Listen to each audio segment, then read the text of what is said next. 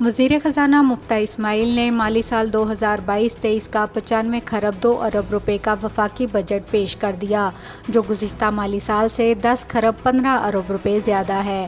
موجودہ معاشی مشکلات صاحب حیثیت افراد سے جذبہ اثار اور قربانی کا تقاضا کرتی ہیں، لہٰذا ہم اس کا ایک ایسا نظام وضع کرنے کا ارادہ رکھتے ہیں۔ اب پاکستان میں 1 سال ہولڈنگ پیریڈ کی صورت میں 15% ٹیکس لاگو کرنے کی تجویز ہے۔ میڈیا نیوز کی ویڈیو دیکھنے کے لیے ہمارا چینل سبسکرائب کیجیے اور بیل کے آئیکن پر کلک کیجیے۔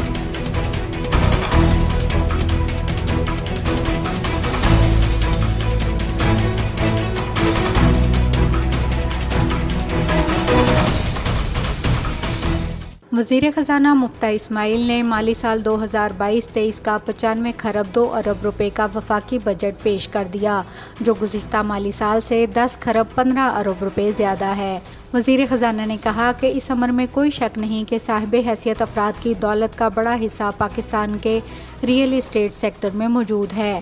وہ تمام افراد جن کی 1 سے زائد موویبل پراپرٹیز پاکستان میں واقع ہیں اور جس کی مالیت 25 ملین روپے سے زیادہ ہے، اس پر فیئر مارکیٹ ویلیو کے 5% کے برابر فرضی آمدن کرایہ تصور کیا جائے گا، جس کے نتیجے میں پراپرٹی کی فیئر مارکیٹ ویلیو کے 1% ٹیکس کی شرح مؤثر ہوگی۔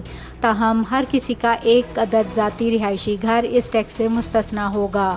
موجودہ معاشی مشکلات صاحب حیثیت افراد سے جذبہ اثار اور قربانی کا تقاضا کرتی ہیں، اور ضرورت اس امر کی ہے کہ صاحب ثروت طبقہ آگے بڑھ کر قومی تعمیر و ترقی میں اپنا بھرپور کردار ادا کرے، لہٰذا ہم اس کا ایک ایسا نظام وضع کرنے کا ارادہ رکھتے ہیں۔ اب پاکستان میں 1 سال ہولڈنگ پیریڈ کی صورت میں 15% ٹیکس لاگو کرنے کی تجویز ہے، جو ہر سال 2.5% کی کمی کے ساتھ 6 سال کے ہولڈنگ پیریڈ کی صورت میں 0 ہو جائے گی۔ مزید برآں فائلرز کے لیے پراپرٹی کی خرید و فروخت پر ایڈوانس ٹیکس کی شرح موجودہ شرح سے 1% سے بڑھا کر 2% کرنے کی تجویز ہے، جبکہ نان فائلر کی حوصلہ شکنی کرنے کے لیے پراپرٹی کے خریداروں کے لیے ایڈوانس ٹیکس کی شرح بڑھا کر 5% کرنے کی تجویز ہے۔